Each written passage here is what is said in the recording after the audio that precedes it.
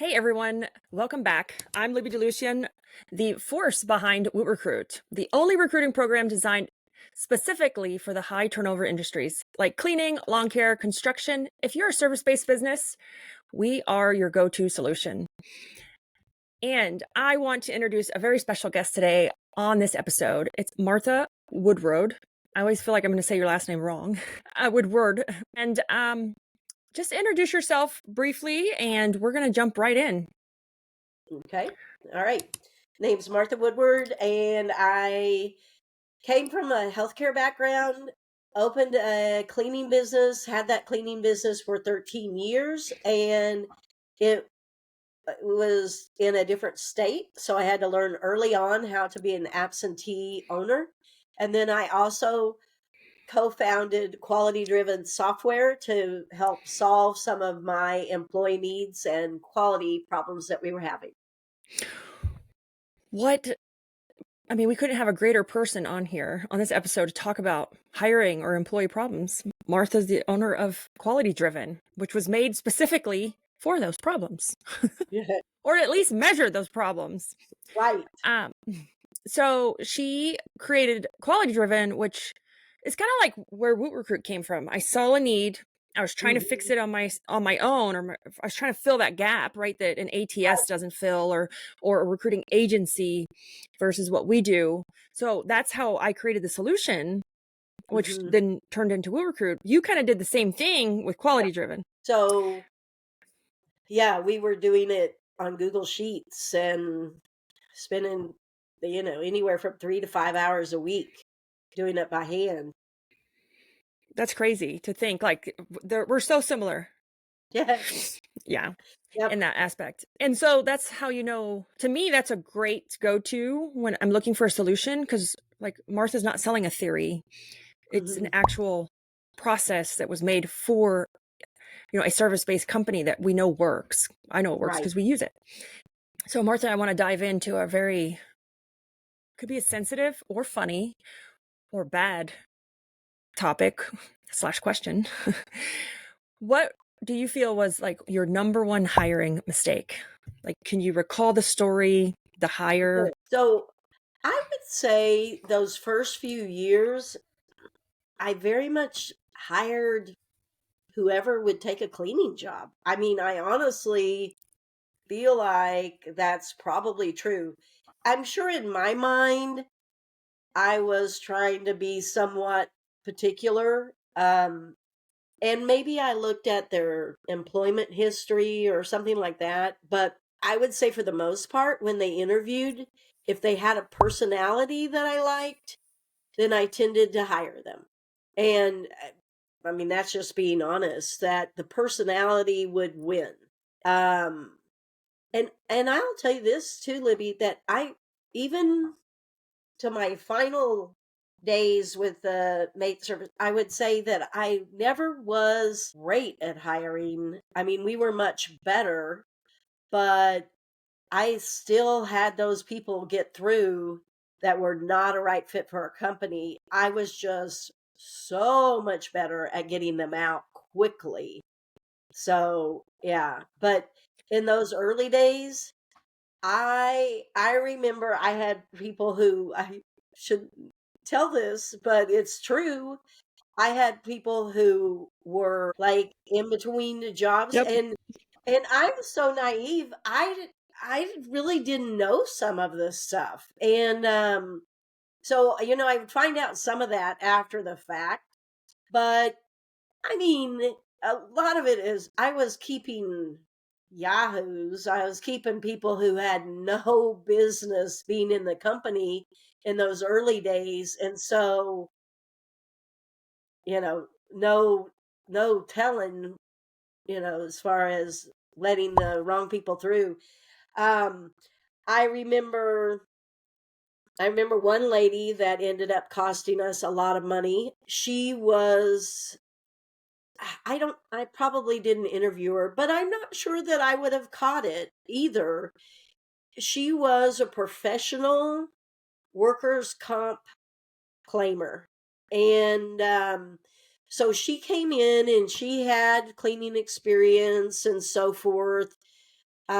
which we didn't necessarily want, but she did have it. And anyway, I would say the mistake with her is now that's when being an absentee owner, like I didn't have enough checks and balances at the time because there were things that the office manager and the field manager were allowing to happen that were red flags, and I didn't know about it. But we almost all had to experience what that was to know for the next time. So, for instance, this lady, day one, had a fall and slip, and my field manager had just stepped, was observing and had just stepped to do something, heard a thud, came back, and I remember her telling me, or the I don't know how it happened because I was hardly, I wasn't gone and it wasn't wet and da da da. So, of course, we had her. Actually, I don't think we did have her fill out an incident report, which was, like I say, a huge learning lesson because she was like, I'm all right, I'm all right. Tried to see if she needed to go to the doctor or da da da. No, no, no, I'm fine, I'm fine. And she was walking fine and everything. But that wasn't a hiring mistake. However, it was definitely a procedural mistake in that no, you have to make them fill out that paper. I ended up filling in at the office. I think it was that same week I was telling you about earlier. I learned a lot. And there was, I, I started hearing some of the things that this employee was doing, and she was basically telling my field manager slash trainer how to clean. And that was, they were allowing that to happen in some fashion. And so I ended up firing her that week because, there were enough things that I was like, no, no, no, no. No, this isn't happening. So I ended up firing her that week. Well, I ended up getting an unemployment claim from her and a workers' comp claim from her. And do you know that she ended up getting like $10,000 because it was cheaper for our insurance to pay her off than it was to fight it, because I didn't have the proper paperwork to show that she had no injuries. And the thing about it is, I'm a physical therapist and I know how to see, we study gait, we study, and she absolutely had no issues, but she was a professional and she knew exactly what she needed to do. So she was just waiting for us to fire her. And then, and so our field manager, she couldn't deny that she fell, um, which we don't really think she fell, but she couldn't deny that incident took place because we didn't document it because she said she was fine and she sure appeared to be fine, and she worked without any issues until months later when she got fired, and then all of a sudden. So that's not really a hiring, but it is. And it's definitely was a big learning lesson. And so I got much more involved when people were new in training. So there were a lot more things. Like I had them report to me daily on, and we had certain items that they had to report on daily. And of course, there were a lot of red flags with her arguing and all those things, that in the later days she would have never. But like I say, she knew to do it first day. So learning lesson to anyone listening that don't do what I did. And don't hire based on personality. So talking about hiring mistakes, you should have, and Libby, you teach all this, but I evolved to where I had set questions. We scored them. We had, a system for everything, trying to take the emotion out of, oh, I like her. Because really, if anything, I learned the hard way that a lot of times the people who are going to cause you the most trouble are, without you being objective and measuring things and watching for pauses and all the things. I feel like I had to learn how to be Dr. Phil and evaluate, people that are interviewing, because um, a lot of times this bubbly, awesome personality is exactly that manipulator that's going to cause you a lot of problems going 100%. forward. So, I like this topic because we talk about hiring from emotion or selecting, don't hire off personality. There are assessments out there you can use to help you, but I do think that letting the assessment make the decision is a mistake as well. I think it should be a tool in the process Right. of helping you make that decision, because you don't know necessarily what fingerprint that assessment was made off of, or typically what industry or even gender. Sometimes those fingerprints are made for certain specific industries or roles, but I think they're a great tool. But what I like about what you're saying is, or what I think is, there's no way to know for sure if that's a Yeah. great hire. Like, I don't care what assessment you use, what AI you use, what questions you use. I think the key is to have that system, to have the process. But you said what the key is, what you learned, is to get them out faster. And I Mhm. think that that's what small businesses struggle with the most, Mhm. because we just recorded a Fearless podcast. We talked about fear of letting people Mhm. go, of firing people. But there's no tool, AI software in the world that can make you hire or have you hire at 100% with Right. 100% accuracy. I don't care what they tell you.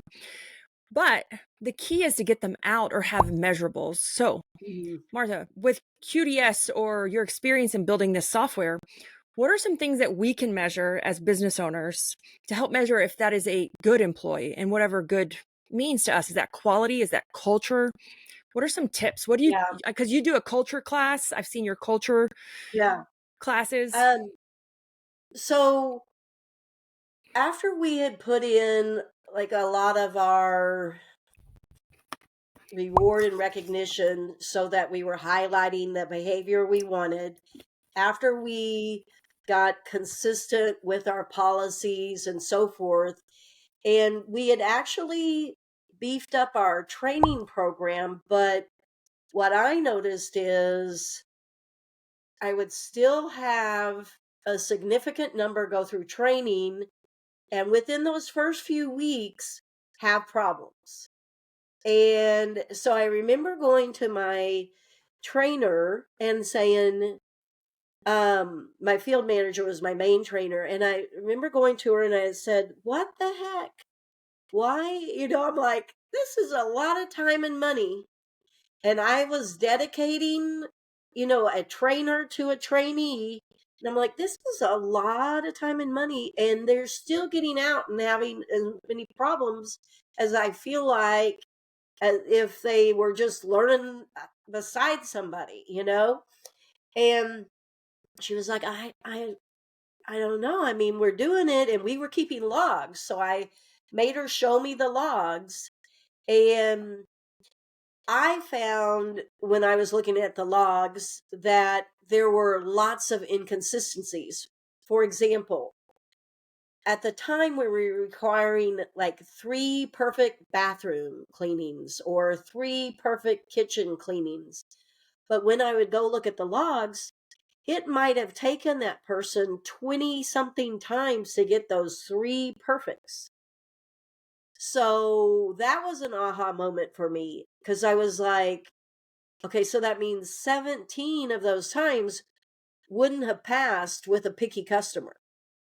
And, so no wonder they get out and have quality issues. And so with my training program, I kind of reverse engineered every problem I was having. If we're having quality problems, what is the problem? The problem was consistency. So then I said, you've got to have consecutive perfects. And built in that consistency. The other problem that we couldn't flesh out was the attitude problem. So, bad attitudes were absolutely non-negotiable for me. And sometimes they could do the perfects, but lo and behold, once they got comfortable, we started seeing an attitude with them, an arguing, entitlement kind of issue.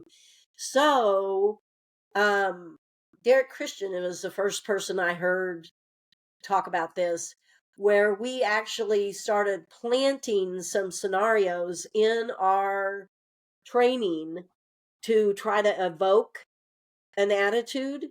So it was part of our trainers knew that on day 1 or 2 they had to be proficient enough that they could do a near perfect shower.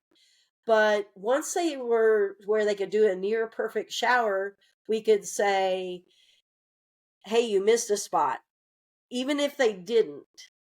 And so what you were looking for is they had to start over. They had to redo the whole shower. And we all know showers are probably one of the hardest things that they're going to clean in the home. And so they would have to redo it. And they'd say, well, I don't see anything. And then, the trainer literally would go, yeah, it's right here. You need to redo it. And so we They're were probably like, looking what is for, she smoking? What? There's nothing I there. know, I know, but you would be surprised how many people argued and copped an attitude. And we're talking day 1 or 2. And they'd be like, there's nothing wrong with that shower. There's any. And listen, there wasn't anything wrong with the shower. But if you're going to argue with me on day 1 or 2 and act indignant that and I'm like, no, they're done.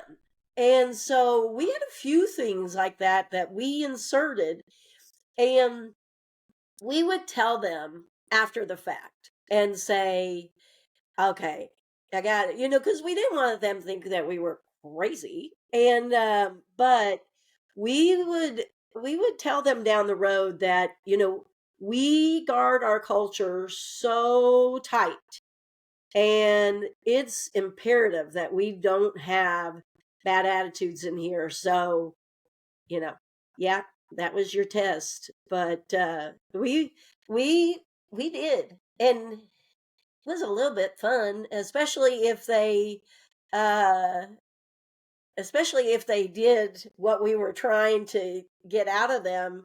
And it felt good to be like, huh, you thought you tricked us, because they got in, but they got right out. And now, if somebody were to say, like, like you say, you're crazy, but all right, Yeah. it's we're looking to see if they're going to be, and if you see that, and they will be that nightmare that. So I teach or one of the webinars I've done and for WootRecruit was the six fatal hiring mistakes you must avoid. And the reason I brought it up is because one of them is the unteachables. Uh-huh. And what are the unteachables? This is things we cannot teach. Like we can teach people how to clean or mow, Right. right? Or put a roof on a house, but we cannot teach character, attitude, drive, passion, and energy. Mm-hmm.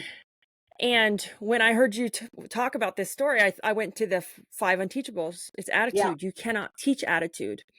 So thinking of those for our listeners, like the 5 unteachables, what can I instill in my training and my onboarding, where I can try to draw these out of people? Because when it comes to interviewing, if you're a professional interviewer, you can get through a 20-minute interview, right? I can manipulate any assessment in the world Mm-hmm. to get the answer I want. Like I've Mhm. broken every Colby, Myers-Briggs, DISC. You can Right. manipulate the answer if you're not answering them honestly. Or if you're under stress, you break them. Like if you're Yeah. under a tremendous amount of stress, they don't come out accurately either. So if you're using assessments or you're trying to really figure out these 5 unteachables, you're going to see it through the onboarding, through the training.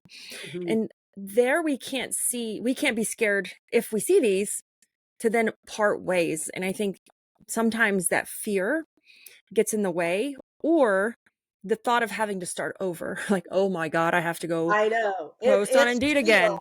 real. It is real, but that person that you would have let slip through, it's so much harder to get rid of them at 6 months. Not only, not only logistically, but just think. I mean, they know what to do. Somebody on day 1 or 2 does not know what to do.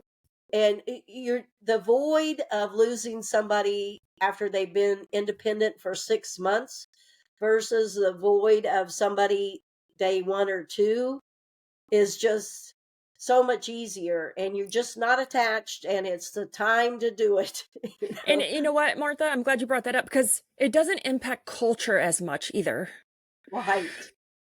So we have to keep that in mind. When they're only in for a few days, not everyone has met them yet. They haven't, met every Right. technician in the field or every employee. They haven't had a chance to make impact or those relationships. So it's not going to impact culture as significantly if I kept them for 3 to 6 months. Yeah. And our employees, um, we had to really talk about.